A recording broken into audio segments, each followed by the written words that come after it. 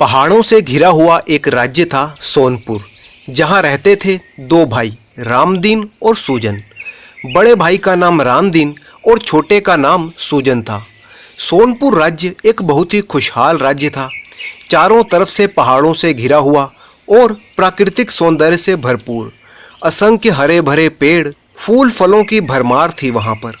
यहाँ के लोग बड़े ही मेहनती और शांति प्रिय थे। लड़ाई झगड़े और मारपीट से कोसों दूर रहते थे। ये दोनों भाई इसी नगर में बड़े ही आनंद से जीवन बिता रहे थे।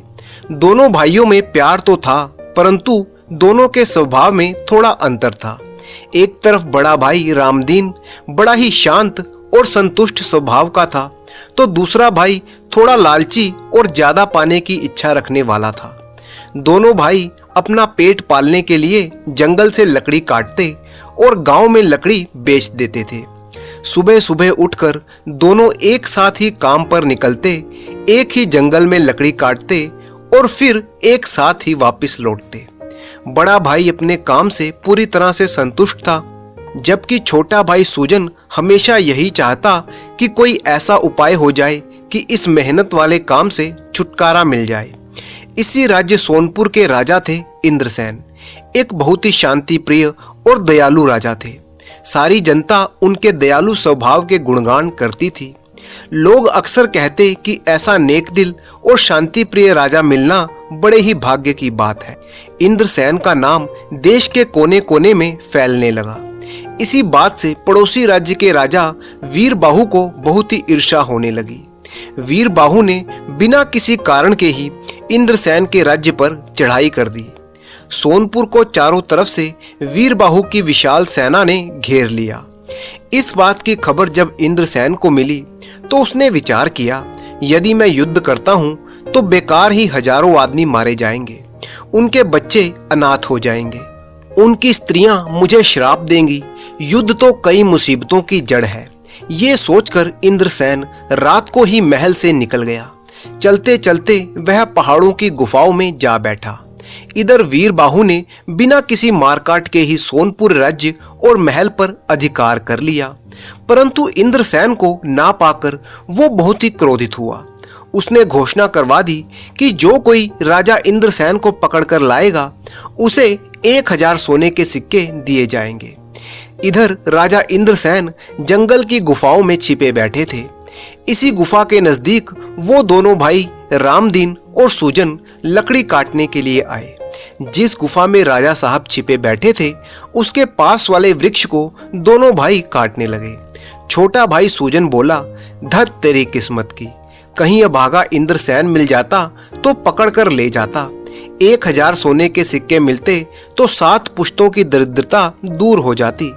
बड़े भाई ने कहा, क्या बकता है, ऐसे दयावान और धर्मवान राजा के लिए तेरे मन में ऐसे विचार?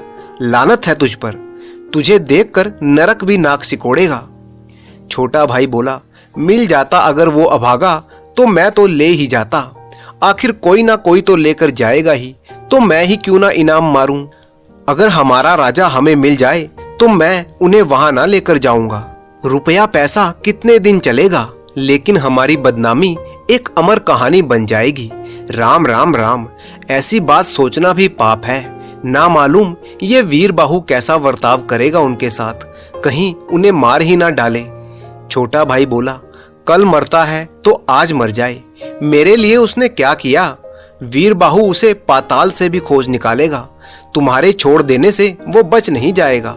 मुझी को मिल जाता फूटी तकदीर वाला, मार लेता मैं 1000 सोने के सिक्कों का इनाम, दूर हो जाती गले की फांसी। बड़े भाई ने कहा, नहीं नहीं, राम राम राम, शिव शिव शिव, भगवान उनकी रक्षा करे, वे फिर से हमारे राजा बनेंगे। उनकी बातें गुफा में बैठे राजा इंद्रसेन सुन रहे थे। बातें सुनकर वे गुफा से बाहर आए और पेड़ के पास चले गए। उनको देखकर दोनों भाई अचकचा गए। राजा ने कहा, तुम दोनों मुझे वहां पर ले चलो। बड़ा भाई बोला, नहीं नहीं महाराज, ये तो पागल है, इसकी बातों पर ध्यान ना दीजिए। अगर मेरी जान के द्वारा किसी की भलाई हो जाए तो क्या हर्ज है, उपकार से बड़ा कोई धर्म नहीं है, तुम मुझे वहां ले चलो। हम अपनी जान देकर भी आपकी जान बचाएंगे महाराज। अच्छा, तो मैं खुद ही वीर बाहु के पास चला जाता हूँ और कह दूंगा कि इन लक्कड़हारों ने मुझे गुफा में छिपा दिया था। राजा की ये बात सुनकर बड़ा भाई हंसा और बोला, ये काम आपसे ना हो सकेगा राजा साहब। जो दूसरों की भलाई करते हैं उनसे दूसरों की बुराई हो ही नहीं सकती। उनकी बातचीत सुनकर 4 राहगीर वहां पर आ पहुंचे। उन्होंने राजा को पहचान लिया और पकड़ लिया। वे चारों राजा को पकड़कर वीर बाहु के पास ले जाने लगे। रामदीन रोता हुआ उनके पीछे चल दिया। लकड़ी लेकर सूजन घर की तरफ निकल गया। वो मन ही मन सोच रहा था कि धत तेरी तकदीर की, जाल में आकर चिड़िया उड़ गई। इधर वो चारों राहगीर राजा इंद्रसेन को पकड़कर राजा वीर बाहु के पास ले गए। पीछे पीछे दुखी रामदीन भी वहां पर पहुंच गया। उन्हें देखकर वीर बाहु ने कहा, शाबाश, तुम लोग पकड़ लाए इंद्रसेन को, बहुत खूब। तुम में से किसने पकड़ा है इसे? पहला आदमी बोला, मैंने। दूसरा बोला, मैंने। तीसरे ने कहा, मैंने महाराज। और चौथा बोला, मैंने पकड़ा है इसे। राजा ने कहा, सच सच बताओ, किसने पकड़ा है इसे? तभी राजा इंद्रसेन बोले, आप बिल्कुल सच जानना चाहते हैं? जी हाँ, मुझे इन चारों में से किसी ने नहीं पकड़ा।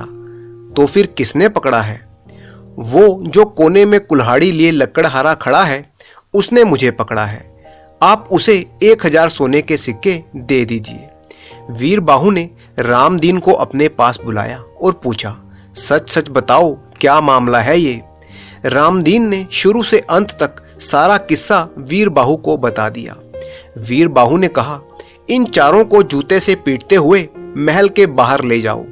सिपाहियों ने ऐसा ही किया। उन चारों आदमियों को मार पीट कर महल से बाहर निकाल दिया गया और रामदीन को 1000 सोने के सिक्के देकर विदा कर दिया गया। वीर बाहु ने राजा इंद्रसेन को गले लगा लिया और कहा, जैसा सुना था आप बिल्कुल वैसे ही निकले। परोपकार करने के लिए आपने अपनी जान भी खतरे में डाल दी। मैं 7 जन्म में भी आपके चरणों की समानता नहीं कर सकता। आप अपना राज्य संभालिए और अपना खजाना संभालिए। आप ही इस राज्य के योग्य हैं। फिर राजा वीर बाहु ने इंद्रसेन को राजगद्दी पर बिठा दिया। 3 दिनों तक मेहमान नवाजी करवाने के बाद राजा वीर बाहु अपनी विशाल सेना को लेकर वापस अपने राज्य लौट गया। राजगद्दी पर बैठकर राजा इंद्रसेन ने अपने दरबार में कहा, अपने शत्रु को मत मारो, उसमें भी जीवात्मा है। किसी भी उपाय से उसकी शत्रुता को मार डालो, बस शत्रु को मानो जीत ही लिया। सारी प्रजा खुश थी कि उनका दयालु और शांति प्रिय राजा एक बार फिर से उनके पास वापस लौट आया।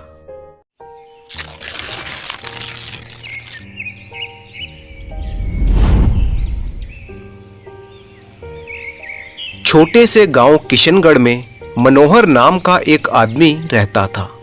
मनोहर एक खेतीहर मजदूर था जो दूसरों के खेतों में मेहनत मजदूरी करके अपना और अपने परिवार का पेट पालता था।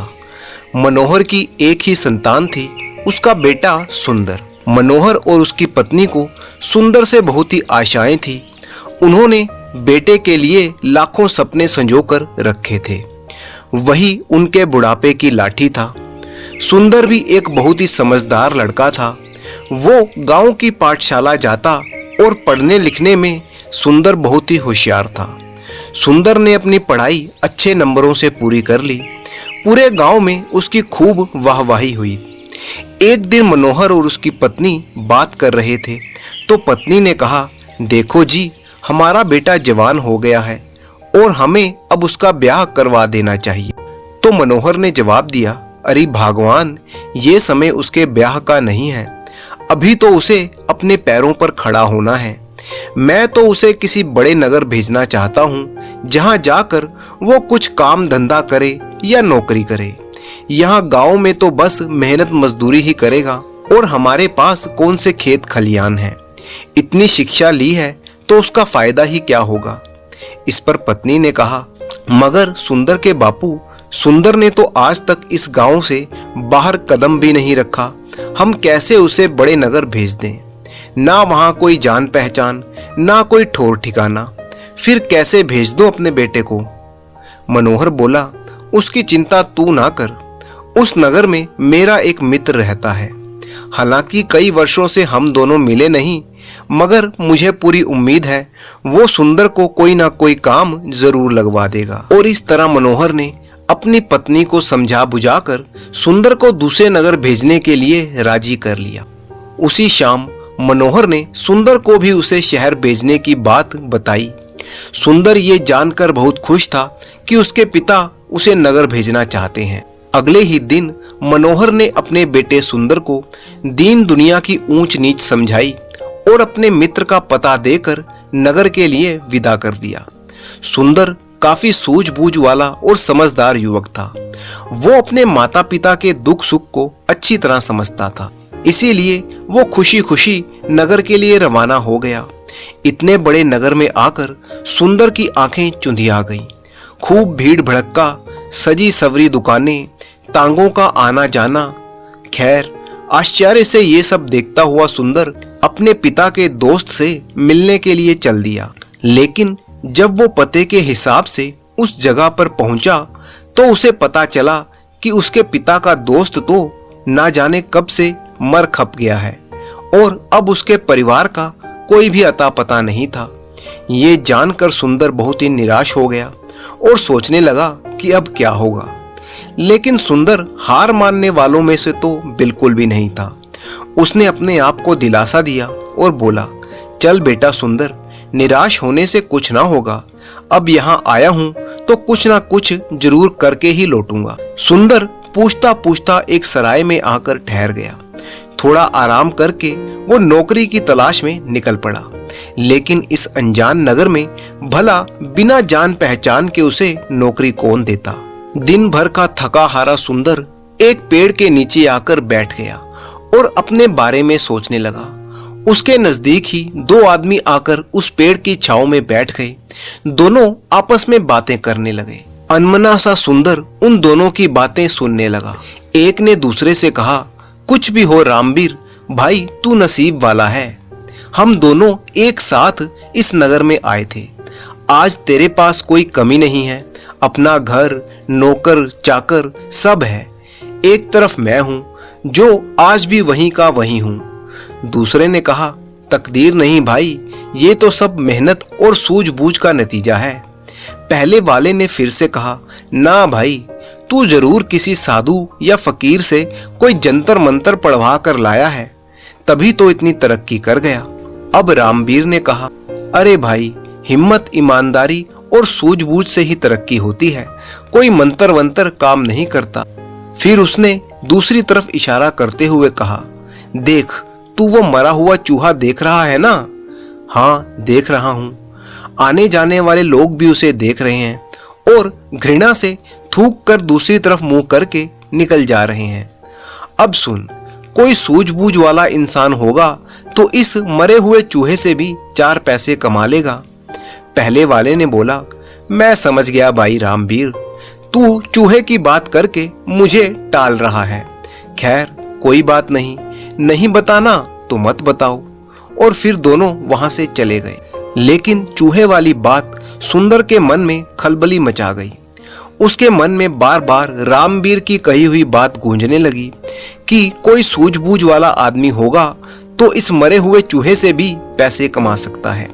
सुंदर चूहे को घूरते हुए अभी सोच ही रहा था कि तभी सड़क पर उसे एक घोड़ा गाड़ी आती दिखाई दी। उस घोड़ा गाड़ी पर एक सेठ बैठा हुआ था जिसके पास एक बिल्ली थी। वो बिल्ली को गोद में दबोचे हुए बैठा था। बिल्ली बार बार उसकी पकड़ से छूटने की कोशिश कर रही थी।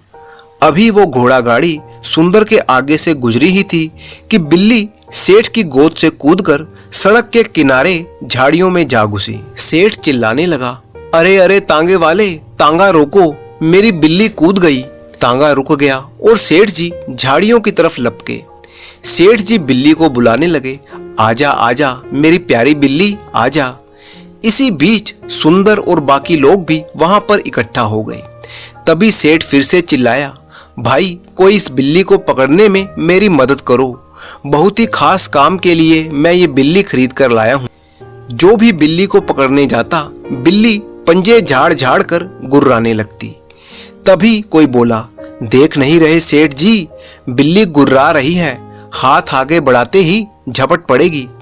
ये देखकर सुंदर के दिमाग में फिर से वही बात गूंजी कि कोई सूझबूझ वाला इंसान होगा तो इस मरे हुए चूहे से भी पैसे बना सकता है। उसने तुरंत सेठ से कहा, सेठ जी, अगर मैं आपकी बिल्ली पर काबू कर लूं तो आप मुझे क्या दोगे? सेठ ने तुरंत कहा, जो चाहे मांग लो, बोलो क्या चाहिए।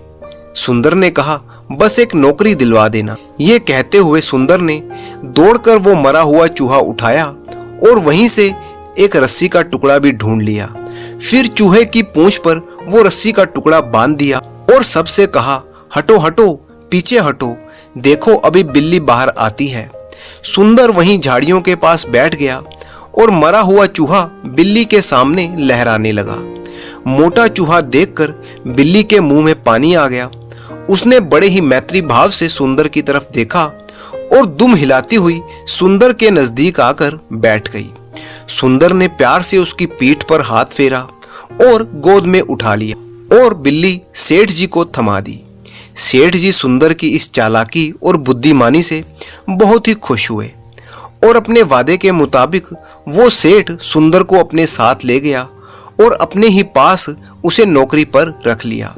सेठ को एक पढ़े लिखे और सूझबूझ वाले मुनीम की सख्त जरूरत थी। वो अब उसी नगर में रहकर कमाता और घर पर अपने माता पिता को पैसे भी भेजता था। उसके माता पिता भी खुश थे कि सुंदर ने नगर में जाकर एक अच्छी नौकरी प्राप्त कर ली थी और इसी तरह से वो सब एक खुशहाल जिंदगी बिताने लगे।